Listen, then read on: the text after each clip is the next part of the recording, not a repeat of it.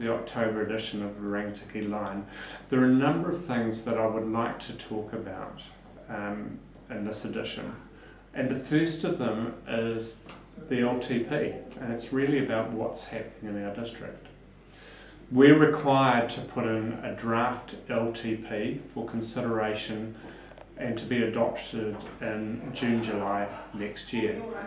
Now, long-term plan is about not only how much money we spend and what we spend it on, and also who will pay for it, but it's the mechanism that we use as a council to drive the district forward.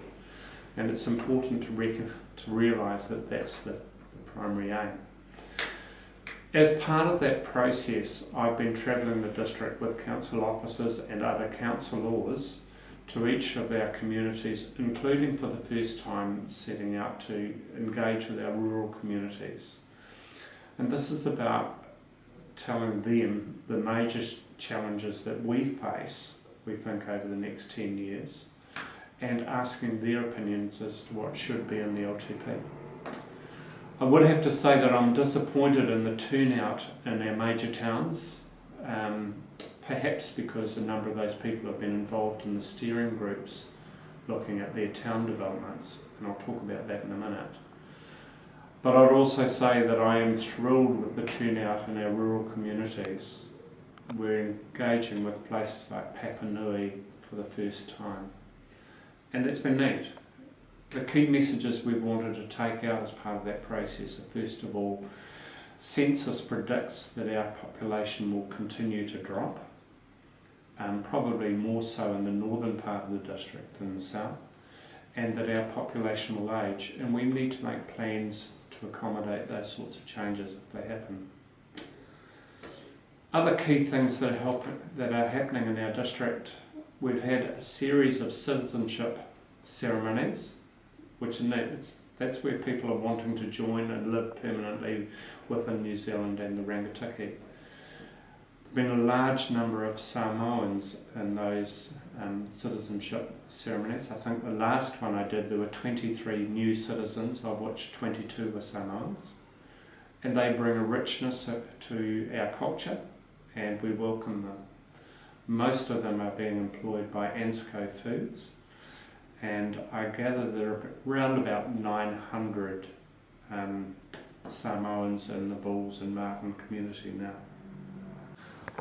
I did refer earlier to the steering groups, and these are groups of people that have been set up in Martin, Bulls, Taihape and Hunterville to look at the infrastructural needs of their communities.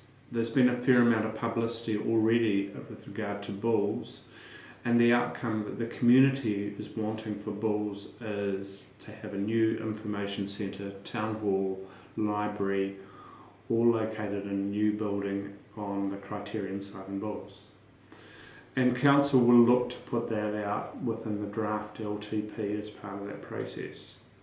So we've had large numbers of people in Taihape and Martin also looking at what the infrastructural needs are in their towns. So I can sort of understand they're seeing that as part of the LTP process.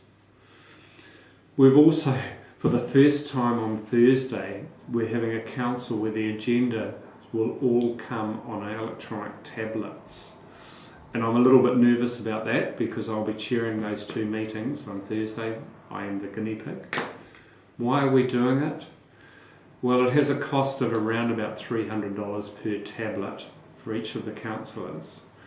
And we currently spend around $90,000 a year on photocopying expenses and paper.